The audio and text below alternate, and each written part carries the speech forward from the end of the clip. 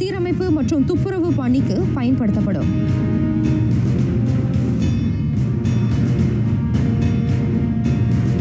எதிர்க்கட்சி வசம் இருந்தாலும் தொகுதிகளின் மேம்பாட்டை மதானி அரசு உறுதி செய்யும். துணை பிரதமர் நம்பிக்கை தெரிவித்தார்.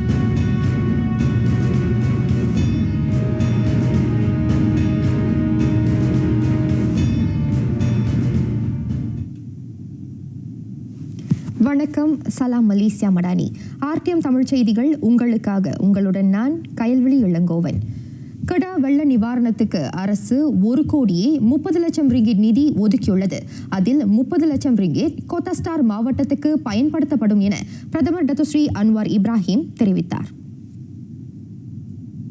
வெள்ளத்தில் பாதிக்கப்பட்டவர்களுக்கும் அந்த நிதி பகிர்ந்தளிக்கப்படும். துப்புரவு பணி மற்றும் பேரிடரில் சேதமான பொருள்களை பழுது நீக்கவும் குறிப்பிட்ட நிதி ஒதுக்கப்பட்டதாக டத்துஸ்ரீ அன்வார் குறிப்பிட்டார். சீரமைப்பு பணிகளை மேற்கொள்ள நட்மாவுடன் மாநில அரசு கைகோர்க்கும் என்றார் அவர். மக்களுக்கு தேவையான உதவிகள் உரிய நேரத்தில் கொண்டு சேர்க்கப்படுவதும் உறுதி செய்யப்படும். பொது உள்கட்டமைப்பு வசதிகள் விரைந்து சீரமைக்கப்படும் என பிரதமர் நம்பிக்கை தெரிவித்தார். கடா தேசிய சமய பள்ளியில் அமைக்கப்பட்டிருக்கும் துயர் துடைப்பு மையத்தை நேரில் பார்வையிட்ட பின்னர் டத்துஸ்ரீ அன்வார் செய்தியாளரிடம் பேசினார். இதனிடையே கடாவில் பள்ளி தவணை தொடங்குவது குறித்து கல்வி அமைச்சு முடிவு எடுக்கும் என டத்துஸ்ரீ அன்வார் தெரிவித்தார். வெள்ளத்தால் அங்கு பள்ளிகள் சேதமாகியுள்ள நிலையில் பல பள்ளிகள் துயர் துடைப்பு மையங்களாக இயங்குவதை பிரதமர் சுட்டினார். 5ஆம் படிவ மாணவர்களுக்கு மட்டும் கற்றல் கற்பித்தல் வழக்கம் போல நடைபெறும் என்றார் அவர். இதர வகுப்புகளுக்கும் படிவங்களுக்கும் விடுப்பை நீட்டிக்க கல்வி அமைச்சுக்கு அதிகாரம் உள்ளது. அரையாண்டு விடுமுறைக்கு பின்னர் நாளை கடாவில் பள்ளி தவணை தொடங்க இருந்தது. ஆனால் அங்கு ஏற்பட்டுள்ள பேரிடரால் மாணவர்கள் மீண்டும் பள்ளிக்கு திரும்புவதில் தளர்வு வழங்கப்படுவதாக டத்துஸ்ரீ அன்வார் குறிப்பிட்டார். எதிர்க்கட்சி நாடாளுமன்ற உறுப்பினர்களுக்கான நிதி ஒதுக்கீடு குறித்த கருத்திணக்க உடன்படிக்கை நிராகரிக்கப்பட்டது. ஆனாலும் ஒதுக்கீடுகள் மேம்பாடுகளின் பயன்களை பெறுவதிலிருந்து தொகுதி மக்கள் புறக்கணிக்கப்பட மாட்டார்கள் என துணை பிரதமர் டத்துஸ்ரீ ஃபடிலா யூசுப் உறுதியளித்தார். மாந்த நேயத்துக்கும் சம நிகருக்கும் முக்கியத்துவம் அளிக்கும் மதானி அரசாங்க கோட்பாட்டுக்கு ஈடாக மக்கள் நலனுக்கு முன்னுரிமை வழங்கப்படும். அரசாங்கத்தின் மேம்பாட்டு திட்டங்களில் இருந்து எந்த தொகுதியும் விடுபடாது. அரசாங்க எதிர்க்கட்சி நாடாளுமன்ற உறுப்பினர்கள் வசமிருக்கும் எல்லா தொகுதிகளும் மேம்படுத்தப்படும் என்றும் துணை பிரதமர் உத்தரவாதம் அளித்தார். தப்ராவ் ஆற்றில் தேசிய நிலையிலான உலக 6 நாளை தொடக்கி வைத்த பின் டத்துஸ்ரீ ஃபடிலா செய்தியாளர்களிடம் பேசினார்.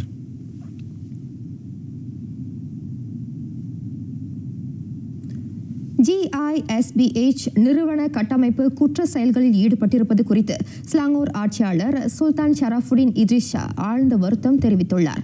அந்த நிறுவனத்தின் மீதான போலீஸ் விசாரணை அதன் நற்பெயருக்கும் இஸ்லாத்தின் புனிதத்துக்கும் ஊறு விளைவித்திருப்பதாக அவர் குறிப்பிட்டார். GISBH குழாத்தின் தொண்டு இல்லங்கள் சிலவற்றில் இஸ்லாத்துக்கு புறம்பான நடவடிக்கைகள் மேற்கொள்ளப்பட்டதும் அம்பலமாகியிருக்கிறது. கடும் குற்றம் இழைத்திருக்கும் GISBH நிறுவனத்துக்கு எதிராக சமய அதிகாரிகளும் போலீசும் உடனடியாக நடவடிக்கை எடுக்க வேண்டும் எனவும் ஸ்லாங்கூர் சுல்தான் ஆணையிட்டார். இஸ்லாத்தின் உண்மை கோட்பாடுகளில் இருந்து பிறழ்ந்து முறைகேட்டில் ஈடுபட்டது தொடர்பில் GISBH மீது புலனாய்வு நடத்தும்படியும் ஸ்லாங்கூர் மாநில ஃபத்வா செயற்குழுவை சுல்தான் ஷரஃபுடின் வலியுறுத்தினார்.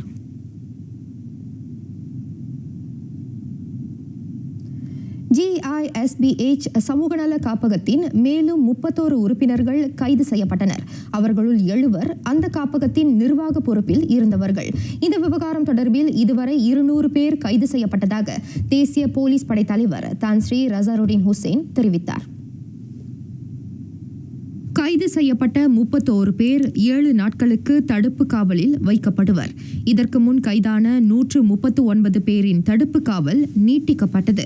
அதேவேளையில் இதர 24 பேர் பிணையில் விடுவிக்கப்பட்டனர். இது தொடர்பில் 37 விசாரணை அறிக்கைகள் திறக்கப்பட்டுள்ளன. போலீசாரால் கைது செய்யப்பட்ட 7 மீது 29 குற்றச்சாட்டுகள் சுமத்தப்பட்டுள்ளன. காப்பகத்திலிருந்து மீட்கப்பட்ட 18 வயதுக்கு மேற்பட்டோர் அவர்களின் குடும்ப உறுப்பினர்களிடம் ஒப்படைக்கப்பட்டனர். செய்யப்பட்டுள்ளனர். 18 வயதுக்குள்ளான சிறாருக்கு சமூக நலத்துறையின் கீழ் அடைக்கலம் வழங்கப்பட்டுள்ளது. Kuala Lumpur, Pahang, Negeri Sembilan, Kelantan மற்றும் கிடா ஆகிய மாநிலங்களில் கடந்த செப்டம்பர் 18ஆம் தேதி முதல் போலீசார் சோதனை நடவடிக்கைகளை மேற்கொண்டு வருகின்றனர்.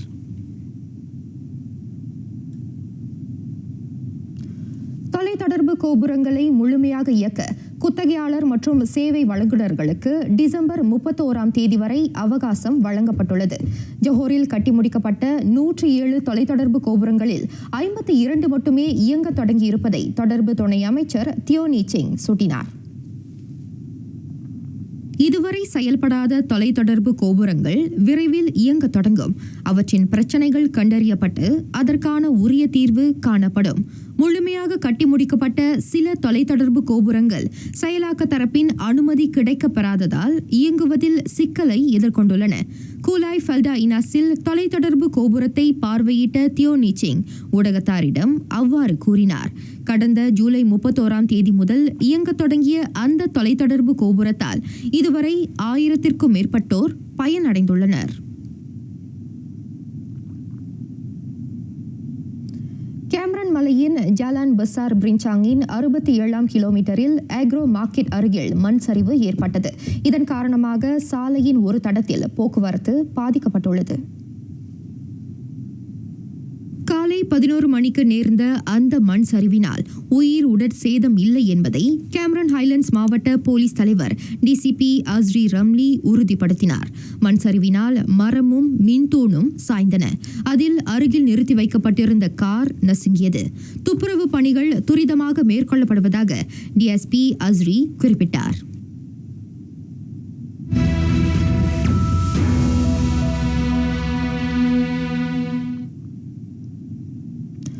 ஜோஹர் மக்கோத்தா சட்டமன்ற இடைத்தேர்தல் பரப்புரைகள் சீராக நடைபெறுகின்றன. இதுவரை ஆட்சியாளர், சமயம், இனம் 3R தொடர்பான விவகாரங்கள் விமர்சிக்கப்பட்டதாக எந்த புகாரும் பெறப்படவில்லை என்பதை தொடர்பு துணை அமைச்சர் தியோனி சிங் உறுதி செய்தார். பரப்புரைகளின் போது குற்றச்செயல்கள் நடைபெற்றதாகவும் புகார்கள் இல்லை. தேர்தல் வரையில் இதேபோன்ற சூழலை வேட்பாளர்களும் ஆதரவாளர்களும் கடைபிடிக்க வேண்டும் என தியோ வலியுறுத்தினார். பரப்புரை நெடுகிலும் நெறிகள் முறையாக பின்பற்ற வேண்டும் என்றார் அவர். மக்கோத்தா தொகுதி முன்னாள் சட்டமன்ற உறுப்பினர் காலஞ்சென்ற டத்தோ ஷரீஃபா அசிசா ஷேட் ஜைனுக்கு மரியாதை செலுத்தும் வகையில் பரப்புரைகள் அமைய வேண்டும் எனவும் தியோ எதிர்பார்ப்பை முன்வைத்தார். கடந்த ஒரு வாரமாக மேற்கொள்ளப்படும் மக்கோத்தா இடைத்தேர்தல் பரப்புரைகள் நிதானமாக நடைபெறுவதை தியோ சுட்டினார். ஜோஹர் மாநிலத்துக்கென உள்ள பாணியிலேயே அவை நடைபெறுவதாக அவர் மகிழ்ச்சி தெரிவித்தார்.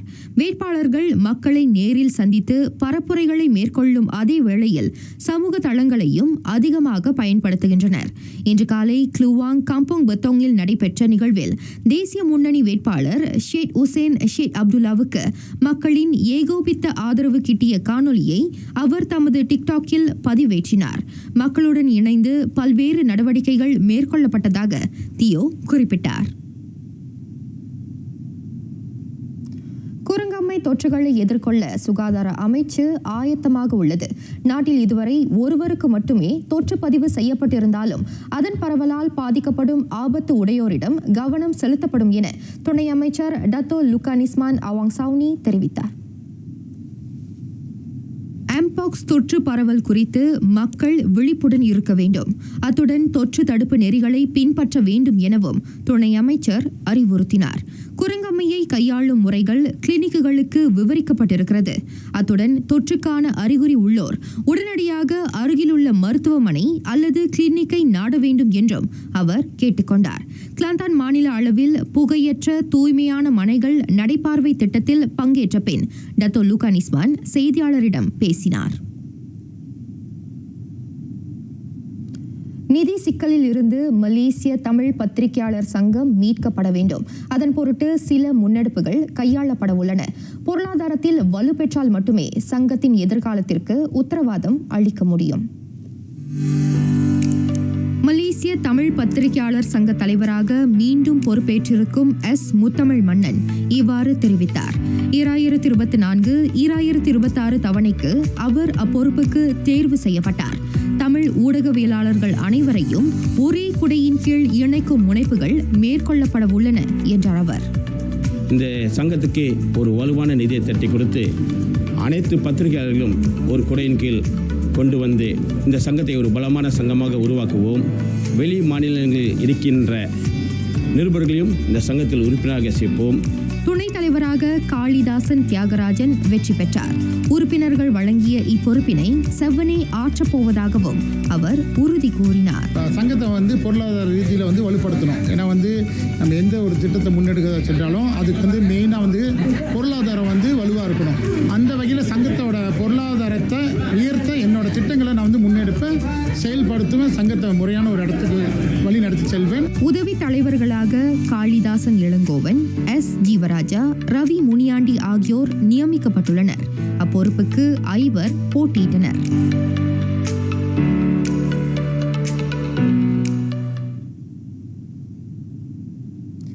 வர்த்தகத்தில் கால் பதிக்க விரும்பும் இந்தியருக்கு மேலும் ஒரு புதிய திட்டம் அறிமுகம் காண உள்ளது. தொழில் முனைவோர் மேம்பாடு கூட்டுறவு துணை அமைச்சர் டத்தோஸ்ரீ ரமணன் ராமகிருஷ்ணன் அதனை கோடி காட்டினார். வர்த்தகத்துறையில் இந்தியர்களை முன்னேற்றுவதற்காக ஸ்பூமி கோஸ்பிக், தெக்கோன், பின் ஆகிய திட்டங்கள் அறிமுகம் கண்டன. இதன் வழி பலர் பயனடைந்த வேளை பெரும்பாலானோர் சிறந்த தொழில் முனைவராக வர்த்தகத்துறையில் கோலோச்சி வருகின்றனர்.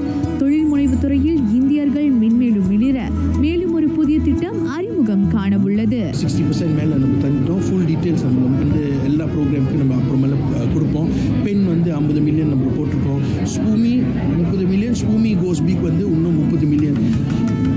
ஆக்சுவலி நம்ம பார்த்தோன்னா இந்த வருஷம் 100 மில்லியன் 130 மில்லியனுக்கு நம்மளை வந்திருக்கோம். அடிஷ்னல் நம்மளை கொடுத்துருக்கோம். ஸோ பார்த்தீங்கன்னா அது நிறைய ஆயிடுச்சு.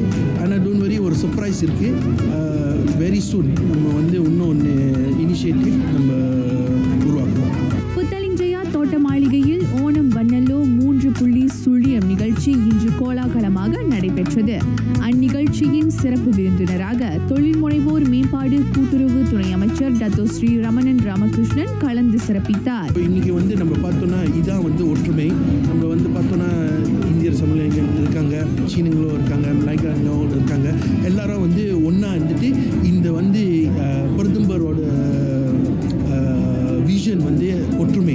ஸோ இந்த ஒற்றுமை இன்னைக்கு நம்ம பார்த்தோன்னா இந்த மாதிரியோட கல்ச்சரல் செலிப்ரேஷன் தான் நம்மளை ஒற்றுமை காமிக்க முடியும். இது ஒரு பெரிய சந்தோஷம். இந்நிகழ்வு பார்வையாளர்கள் கண்களுக்கு விருந்தாக அமைந்தது என ஏற்பாட்டு குழு தலைவர் டத்தின் ஸ்ரீ ஷைலா நம்பிக்கை தெரிவித்தார். ஸோ டுடே ரொம்ப ஒரு ஸ்பெஷல் டே. அண்ட் இது போன வாரம் ஆஃபிஷியலி ஓணமோட நாள். நம்ம ஒரு வாரத்துக்கு அப்புறம் we did this. So very happy with நல்ல ஒரு அவுட்கம் இருந்தது. அண்ட் நல்ல கலாச்சாரமான மேடை நிகழ்ச்சிகள் நிறையவே நம்ம கொடுத்துருக்கோம். நிச்சயமாக வந்தவங்கலாம் ரொம்ப சந்தோஷமாக வீட்டுக்கு போகணும் தான் நம்மளோட விருப்பம். இப்போ சத்யா பரிமாறுறாங்க. ஸோ எல்லாரும் சாப்பிட்டு சந்தோஷமாக வீட்டுக்கு போகணும். பல்வேறு கலை படைப்புகள் அடங்கிய ஓணம் வண்ணல்லோ 3.0 நிகழ்ச்சி மலையாளிகளின் பாரம்பரிய உணவான ஓணம் சத்யா விருந்தோம்பலுடன் நிறைவை எட்டியது.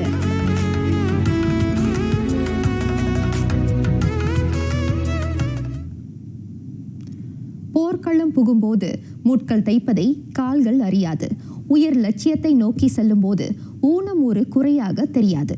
பிரகாஷினி மணிமாறன் தூர பார்வை குறைபாட்டை எதிர்நோக்கி இருக்கும் அந்த யுவதி காற்றலையில் தனது குரல் ஒலிக்க வேண்டும் என்பதில் உறுதியாக இருக்கிறார்.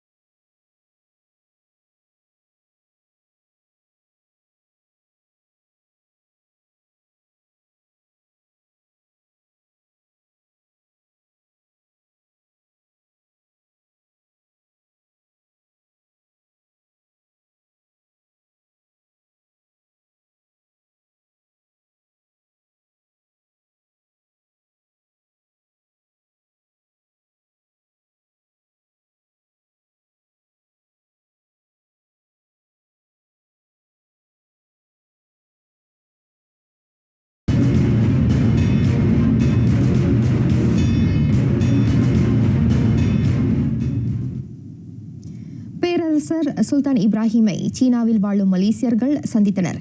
பெய்ஜிங்கில் நடைபெற்ற அந்த சந்திப்பின் போது பேரரசருடன் மக்கள் அளவலாவினர்.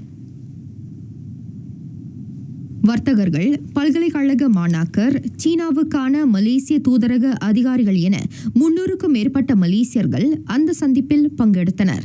அந்த விருந்து நிகழ்ச்சியில் சீன பண்பாட்டு கலைகளும் படைக்கப்பட்டன. பேரரசர் குடிமக்களுக்கு கை கொடுத்து அளவலாவினார். சீன அதிபர் ஜி ஜின்பிங்கின் அழைப்பை ஏற்று கடந்த வியாழக்கிழமை பெய்ஜிங் சென்ற சுல்தான் இப்ராஹிம் நாளை தாயகம் திரும்புவார்.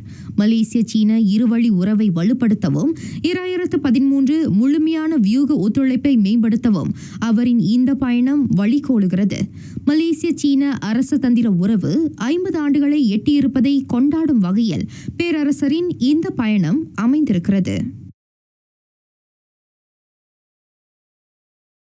இவ்வேளையில் பெய்ஜிங் ஃபாரின் ஸ்டடீஸ் யூனிவர்சிட்டியில் மலாய் ஆய்வு இருக்கைக்கு பேரரசர் சுல்தான் இப்ராஹிம் பெயர் சூட்டப்பட்டது. இனி அது சுல்தான் இப்ராஹிம் மலாய் ஆய்வு இருக்கை என அழைக்கப்படும். மலேசிய சீன அரசு தந்திர உறவின் சான்றாக பேரரசர் அந்த பெயரை சூட்டினார். பெய்ஜிங்கில் பேரரசரின் மலேசியர்களுடனான விருந்து நிகழ்ச்சியில் அந்த பெயர் சூட்டும் வைபவம் நடைபெற்றது. BFSUவில் உயர்கல்வி அமைச்சு அமைத்திருக்கும் 4ஆம் இருக்கை அதுவாகும்.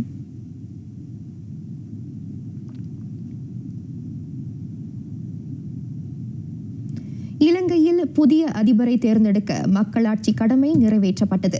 அந்த தெற்காசிய நாட்டின் சரிந்த பொருளாதாரத்தை தூக்கி நிறுத்தும் அதிபரை ஆட்சி கட்டிலில் அமர்த்த விளையும் அங்குள்ள கோடிக்கணக்கான மக்களின் கனவு மெய்ப்பட அவர்கள் விரலில் இன்று மைப்பட்டது.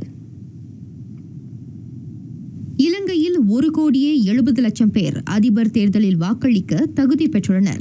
இந்த தேர்தலில் இடைக்கால அதிபர் ரணில் விக்ரமசிங்கே, எதிர்க்கட்சி முதன்மை தலைவர் சஜித் பிரேமதாசா, மார்க்சிய கட்சி தலைவர் அனுரா குமாரா டிசநாயக்க ஆகியோரிடையே கடும் போட்டி நிலவியது. வாக்கு சாவடிகளிலும் வாக்கு எண்ணும் மையங்களிலும் போலீசார் 63,000க்கும் மேற்பட்டோர் கடமையில் ஈடுபட்டனர். கடும் பொருளாதார நெருக்கடியை சந்தித்த இலங்கையில் 2022க்கு பின்னர் இன்று அதிபர் தேர்தல் நடைபெற்றது.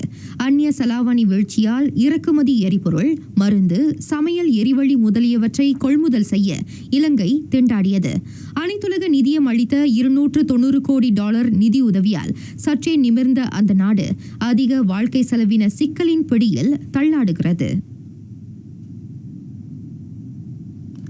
வங்காளதேசத்தில் மூண்ட இனக்கலவரத்தில் 4 கொல்லப்பட்டனர். கலவரத்தை அடக்க வந்த இராணுவத்தினரை நோக்கி அவர்கள் சுட்ட வேளை இராணுவம் தொடுத்த எதிர் தாக்குதலில் அவர்கள் மாண்டதாக அதிகாரிகள் தெரிவித்தனர். சிட்டகோங் மலைப்பகுதியின் புறநகர் வட்டார எல்லையில் அந்த கலவரம் மூண்டது. அங்குள்ள பழங்குடிகளுக்கும் புறத்தே இருந்து வந்து குடியேறிய வங்காள மொழி பேசாத இன மக்களுக்கும் நடுவே நில உரிமை குறித்த சிக்கல் பன்னெடுங்காலமாக நிலவி வருகிறது. வங்காள மொழி பேசும் ஆடவர் வங்காளர் அல்லாத ஒருவரின் மோட்டார் சைக்கிளை களவாடியதாக குற்றம் சாட்டப்பட்டார். அதற்கு எதிர்வினையாக அங்குள்ள மண்ணின் மைந்தர்களான பூர்வக்குடிகளின் கடைகளுக்கும் வீடுகளுக்கும் பகை தரப்பு தீ மூட்டியது. அந்த தெற்காசிய நாட்டு பழங்குடிகளை நிகர்க்கும் ஒன்றுபட்ட மக்கள் ஜனநாயக கட்சி உறுப்பினர்கள் கலவரத்தை அடக்க வந்த இராணுவத்தை நோக்கி சுட்டனர். அதற்கு பாதுகாப்பு படை மேற்கொண்ட எதிர் தாக்குதலில் 3 பலியானார்கள். அருகிலுள்ள ரங்கமாத்தி மாவட்டத்திற்கும் வேர் பரப்பிய பகைமை படலம் அங்குள்ள ஒருவரின் உயிரையும் குடித்தது.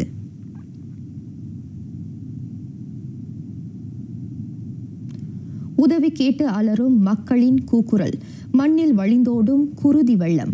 காசா மண்ணில் ஓராண்டை நெருங்கும் போர் ஓலம் இன்னமும் ஓயவில்லை. போர் நிறுத்தம் மேற்கொள்ளப்படும் என்ற வாக்குறுதியை இஸ்ரேல் ராணுவம் பலமுறை மீறியுள்ளது.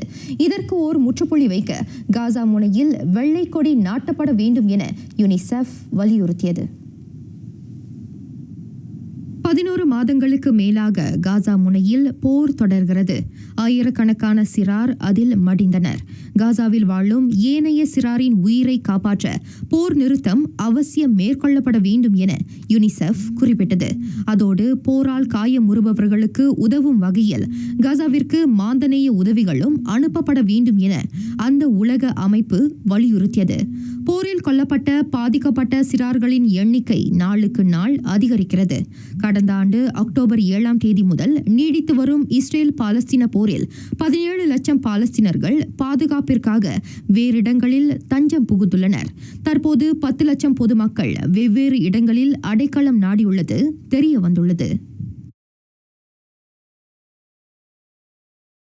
இதனிடையே கடந்த வெள்ளிக்கிழமை இஸ்ரேல் நடத்திய ஏவுகணை தாக்குதலில் இஸ்புல்லா படை தளபதி இப்ராஹிம் அக்கில் கொல்லப்பட்டார்.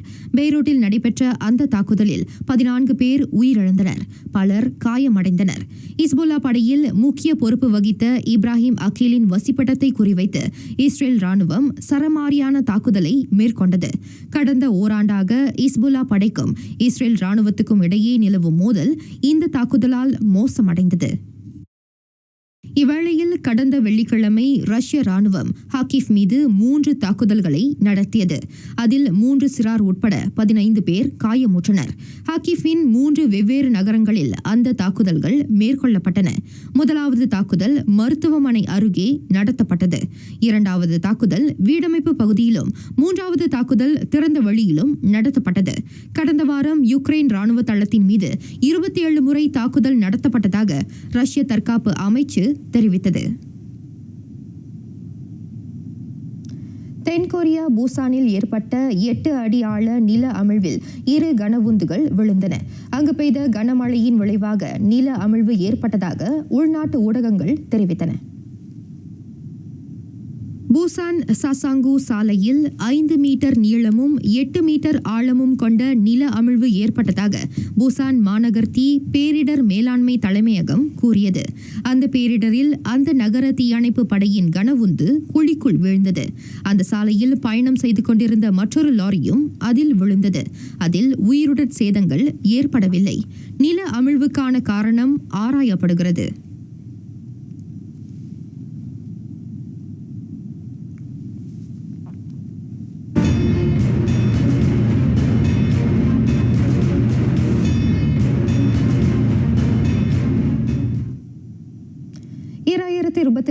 சீன பொது விருதை நாட்டின் கோ சுன்ஹுவா செவோன்லாய் கலப்பு இணையர் நெருங்குகின்றனர்.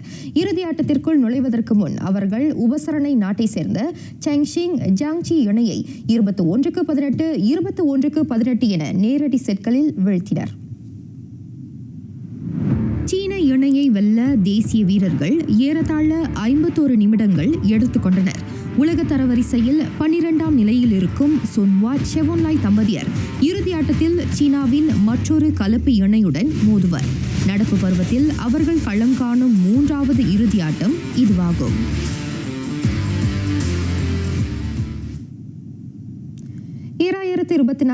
ஆசிய கிண்ண உள்ளரங்கு மகளிர் ஹாக்கி போட்டி இறுதி சுற்றில் DBKL மகளிர் அணி 4-2 என மலாக்கா ஓல் லேடிஸ் அணியை வெற்றி கொண்டது.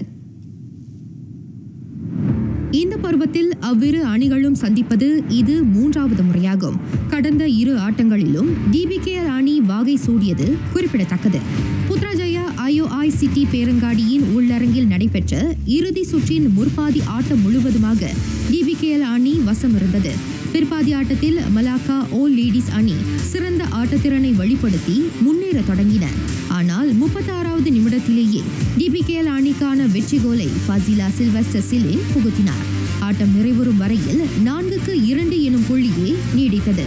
DBKL மகளிர் ஹாக்கி அணி 2021, 2022, 2024 என தொடர்ந்து வாகை சூடி வருவது குறிப்பிடத்தக்கது.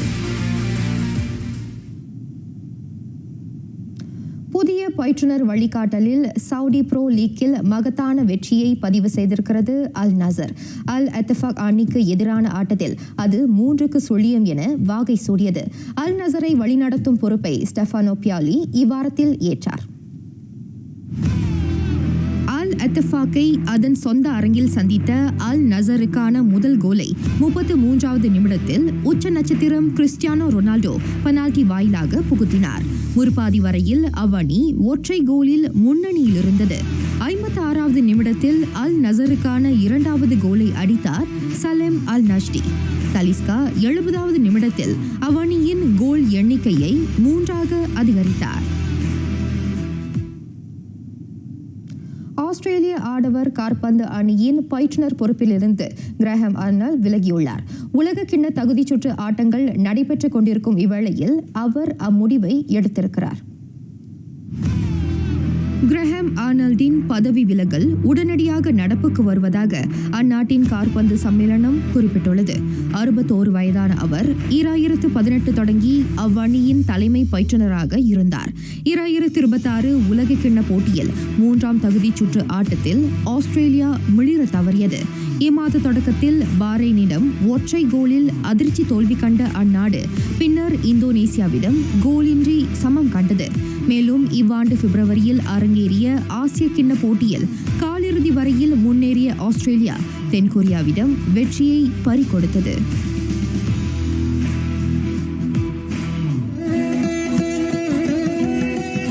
முதுமொழி காஞ்சி அல்ல 10 நேராமல் கற்றது கல்வி அன்று.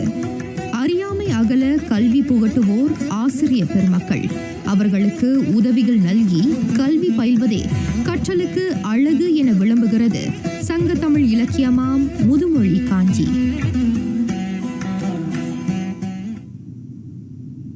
நிறைவடைகின்றன RTM தமிழ் செய்திகள். எங்களோடு இணைந்ததற்கு நன்றி.